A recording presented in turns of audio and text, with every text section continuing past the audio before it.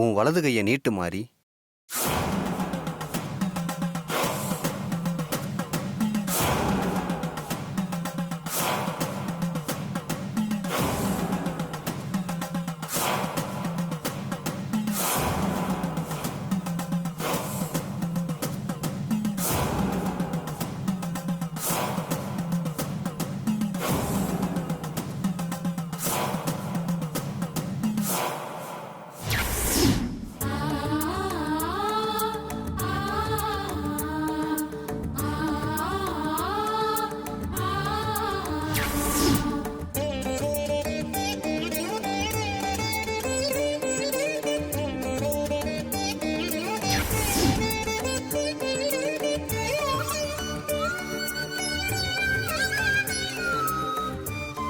Sister, இந்த சித்தர் என்ன சொல்ல போறாருன்னு தெரியலையே சிஸ்டர்.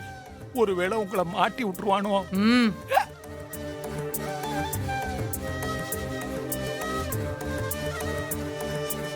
சொல்லுங்க. உங்க சாமுண்டீஸ்வரி அக்கா சொன்னது சொன்னபடியே இருக்கட்டும். சொத்தை மாத்தி எழுத வேண்டிய அவசியமே இல்லை.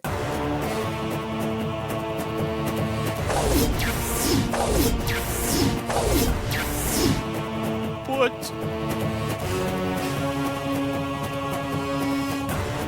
தேவி அம்மா மாரிக்கு மகளா இந்த வீட்ல வந்து பிறக்க போறதா சொல்லியிருந்தாங்க இல்லையா? ஆமா சாமி. சொன்ன வார்த்தையை காப்பாத்திட்டாங்க. உங்க 2 பேருக்கும் மகளா வந்து பிறந்துட்டாங்க. பிறந்துட்டாளா?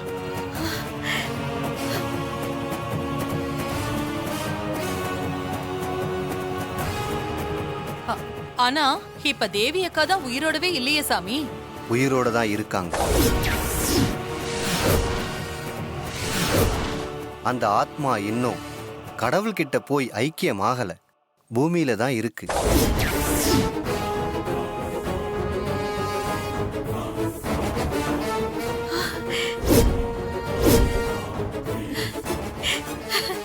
சாமி, நீங்க சொல்றது உண்மையா? உண்மைதான். விவரமா சொல்றேன். தேவி அம்மா போட்டோல இருந்த மாலை அருந்து கீழே விழுந்திருக்கு. ஏத்துன விளக்கு அணைஞ்சிருக்கு. அப்படின்னா என்ன அர்த்தம்?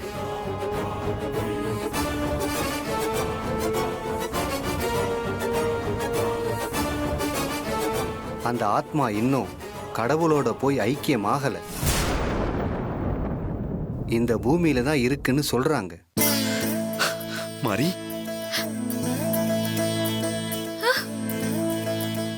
அண்ணே,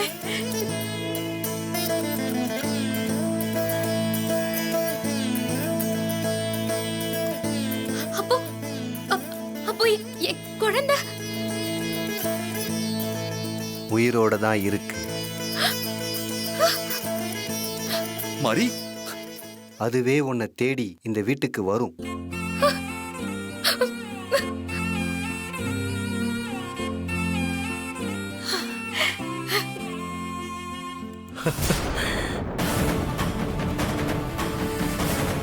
சந்திரன்ல தண்ணி இருக்கான்னு சந்திராயனை அனுப்பி கண்டுபிடிக்கிறாங்க. ஆனா இந்த சித்தரு குச்சிய வச்சே உண்மையை கண்டுபிடிச்சிட்டானே. இதுக்கு பேர் தான் டெலிபதியா? ஒண்ணுமே புரியலையே. சாமி, அப்ப நாங்க ஏற்காட்டுல பார்த்த இறந்த குழந்தை கண்ணால் காண்பதும் பொய், காதால் கேட்பதும் பொய், தீர விசாரிப்பதே மெய்.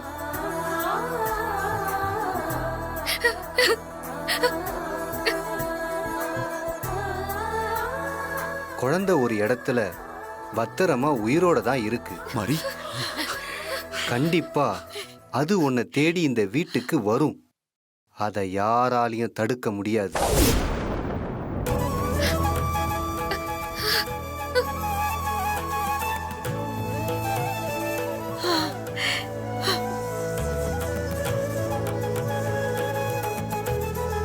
ரொம்ப சந்தோஷம் சாமி. என்ன சாமி சொல்றீங்க? குழந்தை குழந்தை அதுதான் தவறிடுச்சே. அவங்க கையால தானே குழந்தைய அடக்கம் பண்ணிட்டு வந்திருக்காங்க. அப்புறம் எப்படி குழந்தை வீடு தேடி வரும்? மேகங்கள் கூடி நிலவையும் சூரியனையும் மறைக்காது. சித்தர்ஜி, அது எப்படி சித்தர்ஜி நாங்க நம்புறது? நிரூபிச்சு காட்டுறேன்.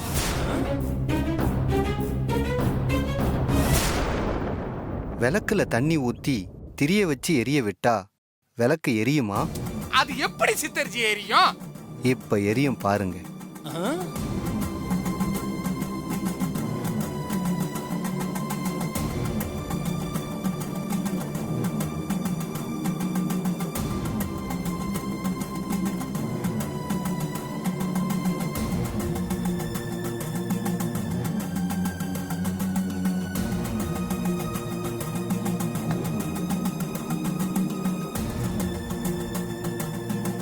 அம்மா மாறி, போய் தண்ணி எடுத்துட்டு வாம்மா.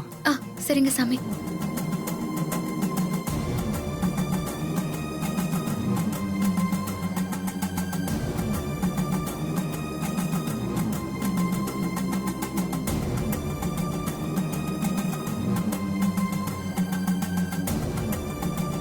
விளக்குல ஊத்தும்மா. ஆ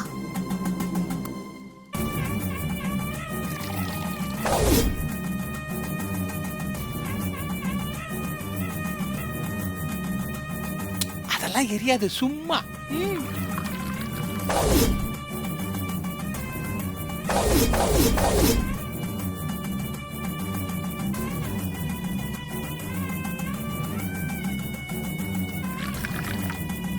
இது எங்க எரிய போகுது? இந்த தண்ணியில இந்த விளக்கு எரிஞ்சா இந்த ஆத்மா இன்னும் பூமியில உயிரோடு இருக்குன்னு தான் அர்த்தம். அப்படி எரியலைன்னா நீங்க எல்லாரும் நினைச்சுக்கிட்டு இருக்கிற மாதிரி இந்த ஆத்மா பூமியில இல்லைன்னு அர்த்தம். இல்லக விளக்கது இருள் கெடுப்பது, சொல்லக விளக்கது சோதி உள்ளது, பல்லக விளக்கது பலரும் காண்பது, நல்லக விளக்கது நமச்சிவாயவே. இப்ப ஏத்துமா.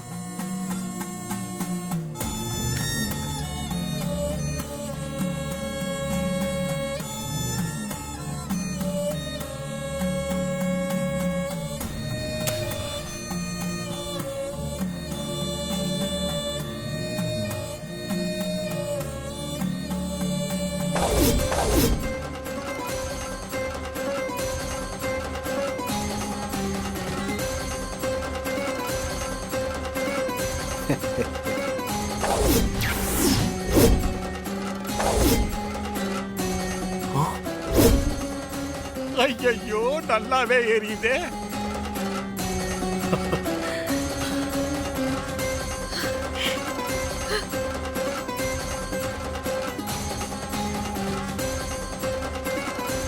மாரியோட குழந்தை உயிரோட தான் இருக்கு.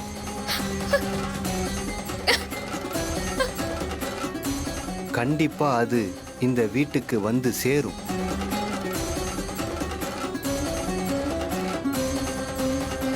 அதுக்கான கால நேரம் வர்றப்போ அது உங்களுக்கே தெரியும். ரொம்ப சந்தோஷம் சாமி. அந்த குழந்தை கையால என்னெல்லாம் நடக்கணும்னு எழுதி இருக்கோ அது நடந்தே தீரும்.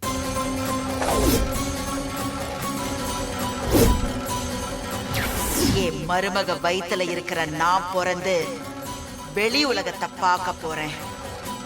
உன்னை கொல்ல போறேன். சிஸ்டர், உங்க விக்கெட் காலி. உயிரோட மறுபடியும் பிறந்து வந்திருக்கிற எனக்கு எதுக்கு மாலை விளக்கல்லான்னு உணர்த்துறதுக்காகத்தான் இந்த சம்பவங்கள்லாம் நடந்திருக்கு.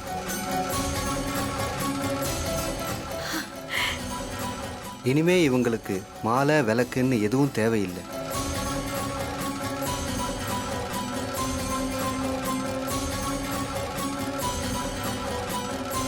நீ தைரியமா இரு மாறி. நன்றிங்க. நன்றி சாமி. ம்.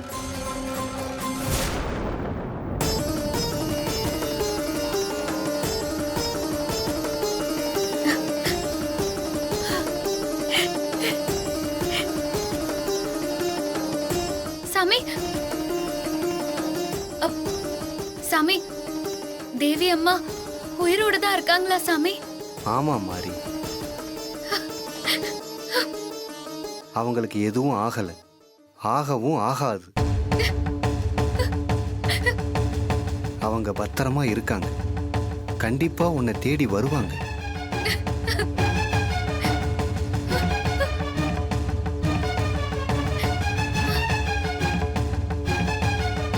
சிவாய நம.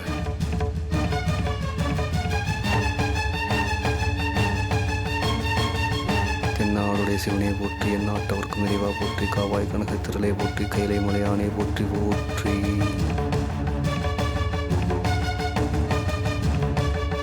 நான் வர மாதிரி.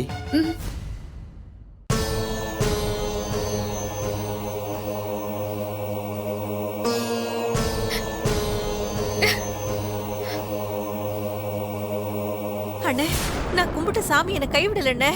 ஆமாம் பார்வதி, மாரி, தேவிக்கு ஒண்ணும் ஆகல. தேவி சொன்ன மாதிரி இந்த குடும்பத்துல வந்து பிறந்துட்டா. சரி சரி, ஆக வேண்டியதை பார்க்கலாம். முதல்ல கையெழுத்து போடலாம். ஏய், என்னடா கையெழுத்து போடணுங்கிற? ஆ? அதான் மாரியோட குழந்தை உயிரோட இருக்குல்ல. சாமுண்டீஸ்வரி அக்கா சொன்ன மாதிரி இந்த சொத்தெல்லாம் மாரியோட குழந்தைக்கு தான்.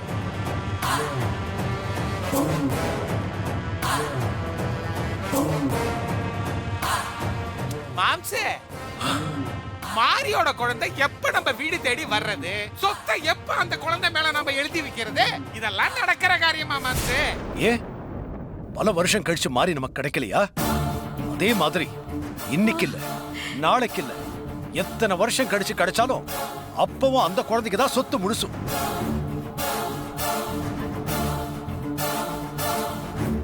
வக்கீல் சார், சார். நீங்க எடுத்துட்டு கிளம்புங்க.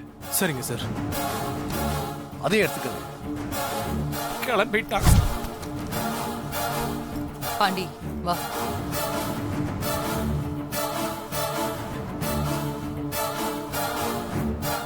ஹஸ்பண்ட் சார், அந்த மாலையை எடுங்க.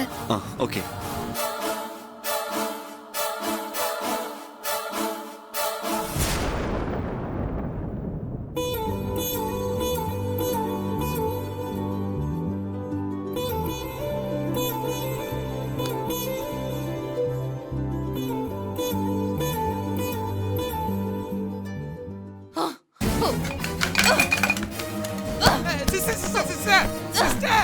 சிஸ்டர் கொஞ்சம் பொறுமையா இருக்கு சிஸ்டர்.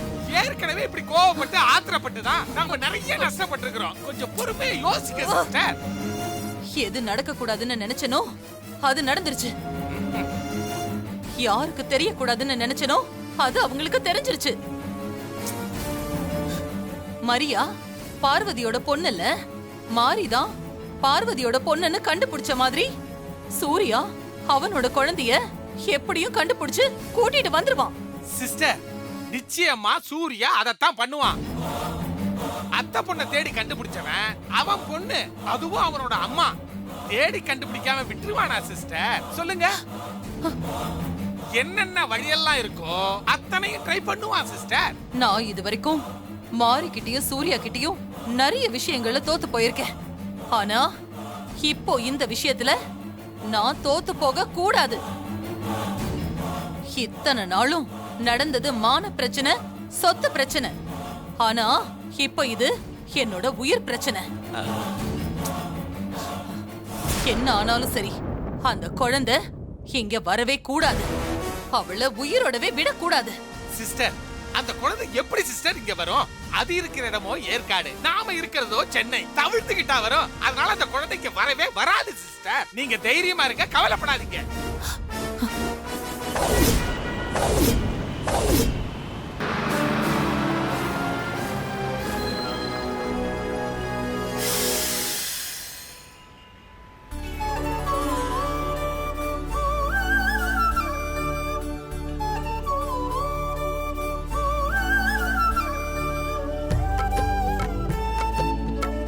செல்லக்குட்டி, பேபிமா, நம்ம இப்போ சென்னைக்கு வந்துட்டோம். ஏற்காடை விட சென்னை ரொம்ப பெருசு, சமுத்திரம் மாதிரி. என்ன, போலாமா?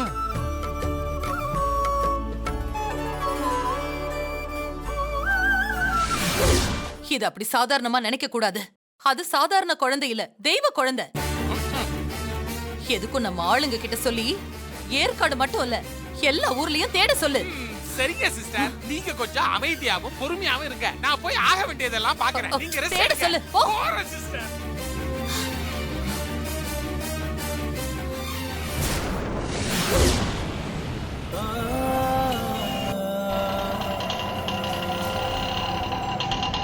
ஆட்டோ சொல்லுங்க ஐயா, எங்க போகணும்? இங்க பக்கத்துல அங்காளம்மன் கோயில் எங்க இருக்கு? ஐயா நீங்க எங்க போகணும்? அந்த கோயிலுக்கு தான் போகணும். ஏறுங்க ஐயா, போலாம். சரிப்பா.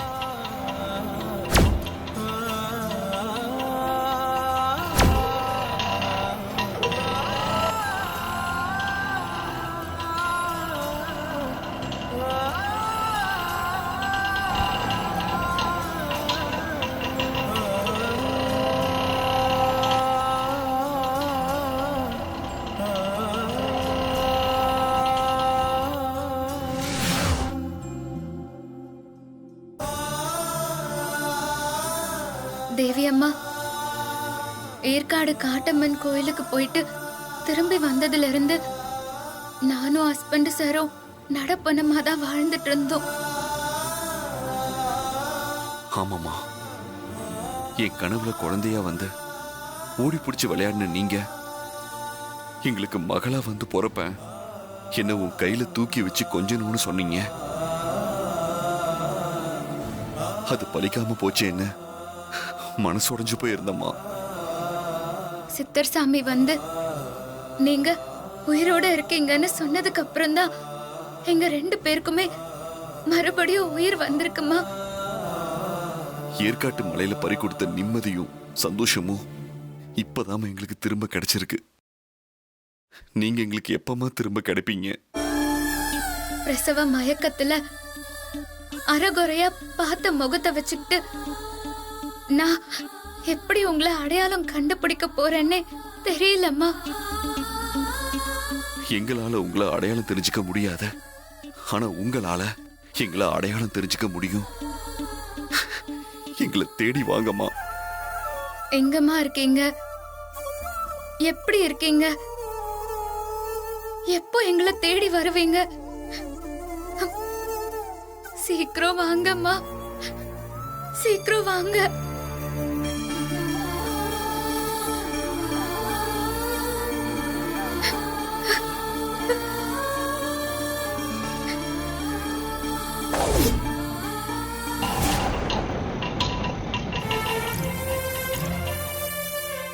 ஐயா, நீங்க கேட்ட அங்காளம்மன் கோவில் இதுதான். ரொம்ப நன்றி தம்பி. சரி, நன்றிங்க ஐயா. பையன் மட்டும் கொஞ்சம் எடுத்துக்கோ. இந்தாங்க. ரொம்ப நன்றி தம்பி. சரிங்க ஐயா. நான் சொன்ன மாதிரி பண்ணுங்க. எல்லாம் நல்லபடியா நடக்கும். வாங்க வாங்க. அடடே, நமஸ்காரம். வாங்க வாங்க. நமஸ்காரம். எப்படி இருக்கீங்க? நீங்க வந்ததுல ரொம்ப சந்தோஷம். நமஸ்காரம். நமஸ்காரம். கிளாம்பாக்கத்துல இருந்து ஆட்டோ பிடிச்சிட்டு வரையலா? ஆமா ஆமா, ரொம்ப பெரிய பஸ் ஸ்டாண்டு, ரொம்ப நல்லா கட்டியிருக்காங்க, பிரம்மாண்டமா இருக்கு. அங்க இருந்து சிட்டிக்கு நிமிஷத்துக்கு ஒரு பஸ் விட்டுருக்கான். மெட்ரோ வேலை வேற ஜரூரா நடந்துட்டு இருக்கு. ஆமா ஆமா, ஜரூரா தான் போயிட்டு இருக்கு. ஆமா, என்ன சாஸ்திரிகள் கையில குழந்தையோட வந்திருக்கேன்? அது இந்த குழந்தை நான் ஏற்காடுல பூஜை பண்ணிட்டு இருந்தேனோன்னு அந்த கோவில்ல அம்மன் சன்னிதானத்துல கிடைச்சது. அம்மன் எனக்கு துணையா அனுப்பிச்சிருக்கா. அந்த மலைக்காட்டுல இருந்தா இந்த குழந்தைய சரிவர வளர்க்க முடியாது, நல்லா படிக்க வைக்க முடியாது. அதுக்கெல்லாம் அந்த கோயில் வருமானம் பத்தாது. அதனாலதான் புறப்பட்டு சென்னைக்கு வந்துட்டேன். சரி சரி, நல்ல நேரத்துல தான் என்கிட்ட வேலை கேட்டு போன் பண்ணிருக்கேன். நானும் வேலை விஷயமா வெளியூர் போக வேண்டியது இருக்கு. இந்த கோவிலுக்கு பூஜை பண்றதுக்கு ஆள் இல்ல. நீங்க இங்கேயே தங்கிண்டு பூஜையை பண்ணிட்டு குழந்தையும் பார்த்துக்கோங்க. ரொம்ப நன்றி. இந்த உதவியை நான் என்னைக்கும் மறக்க மாட்டேன். அப்புறம் இன்னொரு விஷயம் சொல்லுங்க. என்கிட்ட சொன்ன மாதிரி இந்த குழந்தை கோவில்ல கிடைச்சது, சுவாமி கொடுத்துச்சுன்னு வெளியில எல்லாம் சொல்லின்னு இருக்காதே. இது வெளியில தெரிஞ்சா என்னுடைய குழந்தைன்னு சொந்தம் கொண்டாடிட்டு வந்து தூக்கிட்டு போயிடுவா. ஓஹோ, பொன் குழந்தையா வேற இருக்கு. சரி சரி, நான் அப்படியெல்லாம் குழந்தைய தூக்கி கொடுத்துட மாட்டேன். இவளை நல்லபடியா வளர்த்து ஆளாக்கி நல்லா படிக்க வச்சு இவளை பெத்தவளை கண்டுபிடிச்சு ஒப்படைக்கணும்னு நினைக்கிறேன். நல்லது. அப்ப யார்கிட்டயும் குழந்தைய பத்தின உண்மையே சொல்லாதீங்க. உங்க பொண்ணுடைய குழந்தை உங்க பேத்தின்னு சொல்லுங்க. அப்பதான் எல்லாரும் நம்புவா. சரி சரி, அப்படியே சொல்லிடுறேன். கோவில் பக்கத்துல தான் வீடு இருக்கு, அங்கேயே தங்கிங்க. சரி சரி. நீங்க செத்த நாள் இப்படி உட்காருங்க, நான் அர்ச்சனை பண்ணிட்டு வரேன். சரி, உட்காருங்க. கொடுங்கம்மா. யார் பேருக்கு அர்ச்சனை? சாமி பேருக்கு தாங்க. சர்வே ஜனநாம் சகலவானாம்.